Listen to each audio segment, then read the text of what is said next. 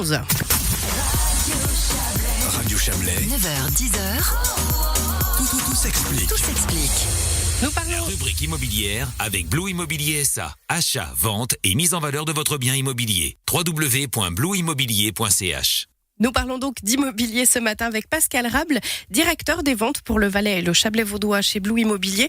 Nous avons parlé le mois dernier de l'achat d'un bien immobilier. Ce mois-ci, on va donc prendre le cas inverse et s'intéresser à la vente de son bien. Donc quand on est locataire, si on veut partir de son appartement, on en trouve un autre, on signe le bail, on résilie l'ancien, donc c'est tout simple. Quand on veut vendre, quelle est la première chose à faire, Pascal ? Alors, effectivement, donc la démarche à effectuer est différente que lorsqu'on est locataire. Comme pour l'acquisition d'un bien immobilier qui représente souvent l'achat d'une vie, la vente représente elle aussi des sommes conséquentes et donc des engagements financiers importants. Pour commencer, je dirais faudrait déjà être au clair avec soi-même, c'est-à-dire préparer à l'idée qu'on va vendre, enlever tout l'aspect émotionnel qui serait lié à votre propriété, surtout s'il s'agit de votre logement familial dans lequel vous avez vécu toute votre vie.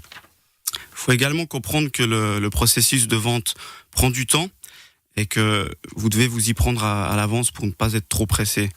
On devrait savoir pourquoi est-ce que l'on vend, à quel prix, qu'est-ce qu'on fera par la suite au niveau de votre situation personnelle, est-ce qu'on rachète ou est-ce qu'on devient locataire. Il faudra avoir une vision d'ensemble et pouvoir répondre à toutes ces questions. Vous avez mentionné le prix, alors comment est-ce qu'on le définit ? Est-ce qu'on peut définir un prix soi-même ou on doit faire une estimation par un professionnel ?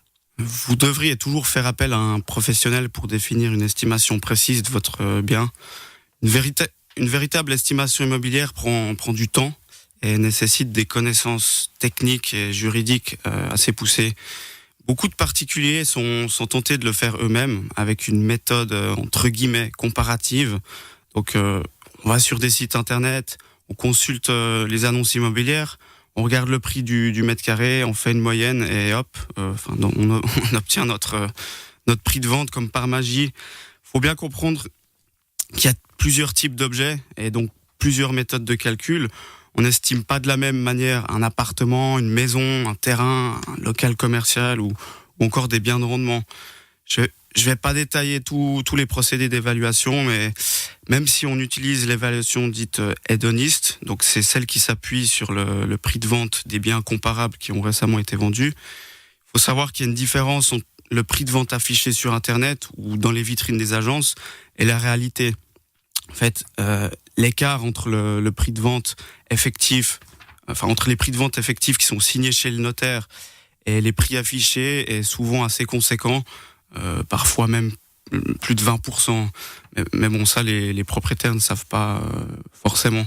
Sans compter qu'il y a des nombreux critères qui ne figurent pas dans les annonces, comme par exemple l'année de construction, l'état général du bâtiment, la tenue des comptes, s'il s'agit d'une PPE, la localisation au sein même de la ville ou du village, qui fait également varier les prix. Il faut savoir que toutes les rues n'ont pas la même cote.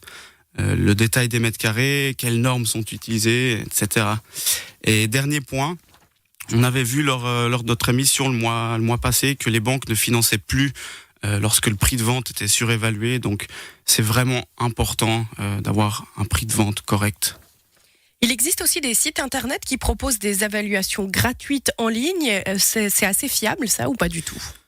Oui et non. Ça peut vous donner une fourchette de prix. Et encore, ça dépend du type de bien. Ces estimations, elles sont basées sur quelques détails techniques, mais ça ne remplacera jamais une vraie estimation immobilière qui prendra en compte toutes les caractéristiques propres à votre bien. Et pour la vente à proprement parler, on pourrait essayer de la faire soi-même et ainsi économiser les frais de vente d'un courtier en immobilier ? Il y a beaucoup de propriétaires qui essayent de vendre eux-mêmes leurs biens, mais il faut savoir qu'une vente, ça se fait pas du jour au lendemain. Le simple fait de mettre une annonce avec bien souvent un prix faussé en plus, ça suffit pas. Vous verrez, les seuls contacts que vous aurez seront bien souvent ceux des courtiers justement. Croyez-moi, si c'était facile, tout le monde le ferait soi-même, mais c'est pas le cas. Et quel est le rôle alors du courtier en immobilier ? C'est lui qui organise les visites et qui règle vraiment toute la paperasse ? Ce que vous dites, c'est un résumé du résumé, on va dire. Les tâches du courtier en immobilier sont multiples. Chaque propriété, de toute façon, possède ses propres caractéristiques et doit, dans tous les cas, être étudiée au cas par cas. Mais bon, dans les grandes lignes, je vais vous donner quelques-unes de ces tâches. Alors, pour commencer, nous allons faire connaissance avec notre mandant, connaître ses souhaits, ce qu'il compte faire par la suite, prendre connaissance du bien fond, donc de votre logement, réunir tous les documents nécessaires, registre foncier, informations techniques, détails des travaux, etc. L'estimation de la valeur vénale de votre propriété, donc qui sera effectuée selon des méthodes précises et adaptées. Définition d'une stratégie de mise en valeur de votre bien, ainsi qu'une stratégie de commercialisation. Une fois que celle-ci est définie, nous nous chargerons de mettre en place le processus de vente afin de trouver des clients intéressés. On effectuera aussi les visites, avec analyse de solvabilité des clients, de leurs attentes, négociations. Après, lorsqu'un accord est trouvé, on s'occupe de toutes les démarches auprès du notaire. On planifie également avec vous, vendeur, les solutions pour votre futur.